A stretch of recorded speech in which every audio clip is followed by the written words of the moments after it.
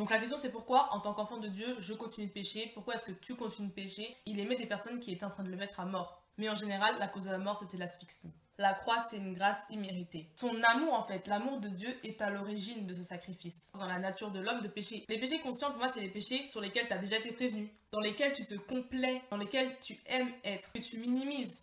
Tous ces petits péchés qu'on fait peut-être quotidiennement. On sait que c'est péché, on sait que c'est mal, mais on le fait quand même. Il n'est pas seulement mort pour les personnes qui tuaient, les personnes qui insultaient sa santé. Non, Jésus, il est aussi mort pour ce petit mensonge-là. Alors fais bien attention avant d'agir. What can't you do, Jesus? Let's go! Et pécher en sachant tout ça, ça revient à dire à Dieu, Père éternel, t'as envoyé ton fils pour rien. T'as envoyé ton fils pour rien parce que non seulement je pêche, mais en plus, j'aime le péché dans lequel je suis. J'aime en fait, c'est devenu une habitude, pour moi c'est devenu une seconde peau. J'ai pas envie de changer en fait. Pourquoi je changerais? J'ai pas envie de changer. Non, j'aime mon péché, donc ton fils tu l'as envoyé pour rien. Ce sacrifice il a été fait pour rien. Je suis quand même consciente de ce sacrifice. Donc il est dans ma tête, il est dans mon cœur. Mais là pour le moment j'ai envie de le mettre de côté, j'ai envie de continuer dans mon péché.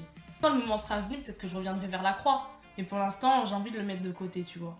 Je vais continuer dans le vol. Parce que j'ai pas envie de respecter les limites de la propriété privée. Je vais continuer dans l'impudicité parce qu'au final c'est mon corps, je fais ce que je veux. Je vais continuer dans les mauvaises pensées parce que y a personne qui entend ce que je pense.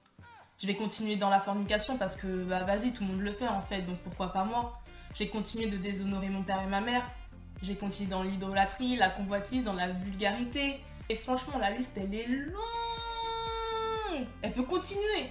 Et la liste elle peut continuer jusqu'à. Et quand j'en aurai envie, je me rappellerai de la croix. Je me rappellerai de ton sacrifice.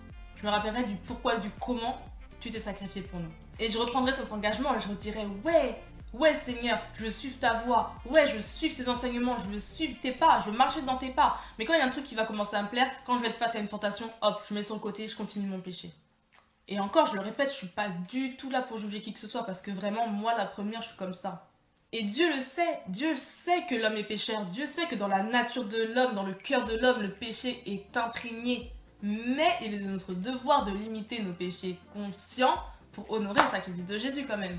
Et peut-être que là, les nouveaux convertis, ou ceux qui ne sont pas encore convertis, vont se dire mais en fait c'est ça Dieu, c'est ça la religion chrétienne, c'est ça le christianisme, c'est ça suivre Jésus, des interdits, des autorisés, jusqu'à il y a un règlement en fait, mais c'est quoi? Je peux pas suivre ça en fait.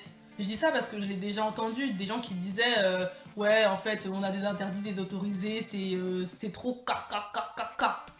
Et non, c'est pas du tout ça en fait, vraiment.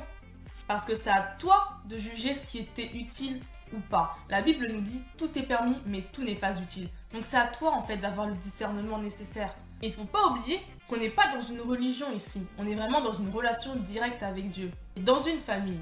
On n'est pas là pour se blesser les uns les autres. On est là pour s'aimer, se soutenir. Et moi, je me vois pas faire quelque chose en mon âme et conscience en me disant ça va blesser ma sœur. Mais vas-y, c'est pas grave. Oh là, vaut mieux que ce soit elle qui souffre que moi. Vaut mieux elle que moi, là. Non, je pourrais pas me dire ça parce qu'on est une famille et qu'on s'aime.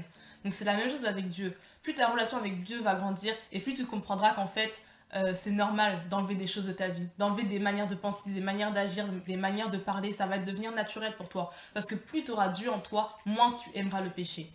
Cependant, nombre d'entre nous sommes dans le péché, mais on ne fait rien pour changer. La question est, pourquoi? Pourquoi en sachant que tu es dans le péché, que je suis dans le péché, je ne change pas? Il doit y avoir plusieurs réponses, mais là j'en ai mis 3. Soit, comme j'ai dit avant, tu aimes être dans le péché, t'as pas envie de changer. Pourquoi tu changerais? Non, tu restes, tu aimes. Soit c'est devenu une habitude. Tu l'as tellement pratiqué ce péché qu'en fait c'est devenu une seconde nature pour toi. Tu l'as minimisé. C'est plus un péché.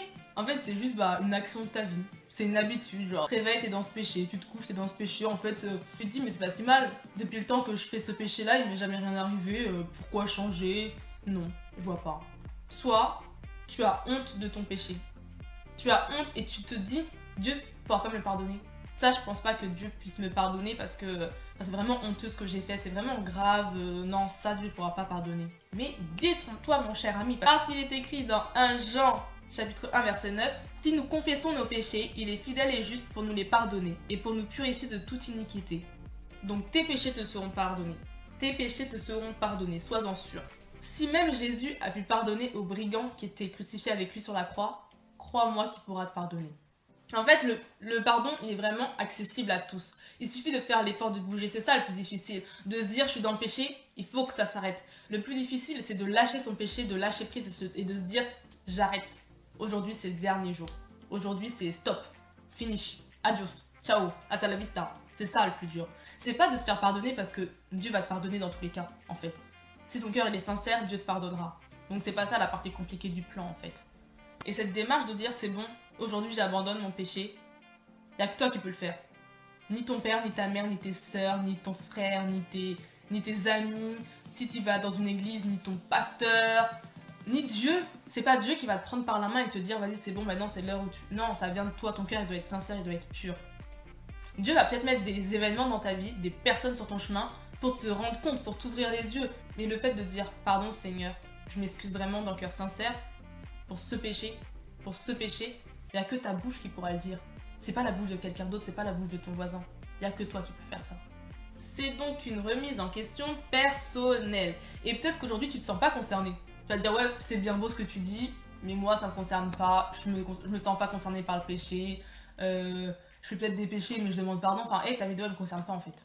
Peut-être que tu trouves que ta vie elle est bien comme elle est, péché ou pas péché, tu te dis ma vie elle est bien comme elle est, j'ai pas besoin de changer en fait. Mais je pense honnêtement qu'on a tout intérêt, vous comme moi, à y réfléchir et à se remettre en question. Parce que si on se remet pas en question, on pourra pas voir qu'on a changé, on pourra pas voir qu'on est dans le péché. Le chemin sur lequel on était, on pourra pas voir qu'on est en train de s'éloigner. On va croire qu'on est toujours sur la bonne route, mais non, on sera à 10 km de là. 10 km. Dans Psaume 34, verset 15, il est écrit « Détourne-toi du mal et fais le bien, recherche la paix et poursuis-la. » Amen. Donc peut-être que là, tu t'es remis en question et tu te dis « Ouais, c'est vrai. Ouais, j'ai ce péché-là et j'aimerais bien changer. Aujourd'hui, je veux que ce soit le dernier jour où je suis esclave de ce péché-là. » Dans ce cas, je t'invite à faire cette prière et à être précis en citant ton péché. Seigneur, j'ai conscience d'être dans cet engrenage de mensonges, de fornication, de débauche, d'addiction, de vol. Je sais que cela n'est pas à ta gloire et je te demande pardon. J'ai aussi conscience que je ne m'en sortirai pas seule. J'ai besoin de ton aide, de ta force et de ton courage pour changer. Merci mon Dieu pour ta miséricorde. Amen. Donc voilà, j'espère vraiment d'un cœur sincère que ça vous a aidé à réfléchir parce que moi ça m'a aidé à réfléchir. Je me pose toujours cette question de pourquoi je continue dans le même péché, dans ce même péché-là ou dans ces mêmes péchés-là alors que il n'y a pas de raison en fait. Donc voilà, que Dieu vraiment nous aide, nous donne la force d'arrêter, nous donne le courage de résister à peut-être ces addictions qu'on a, à peut-être ces habitudes qu'on a prises, ces mauvaises habitudes qu'on a prises, que vraiment le Seigneur nous délivre de tout mal.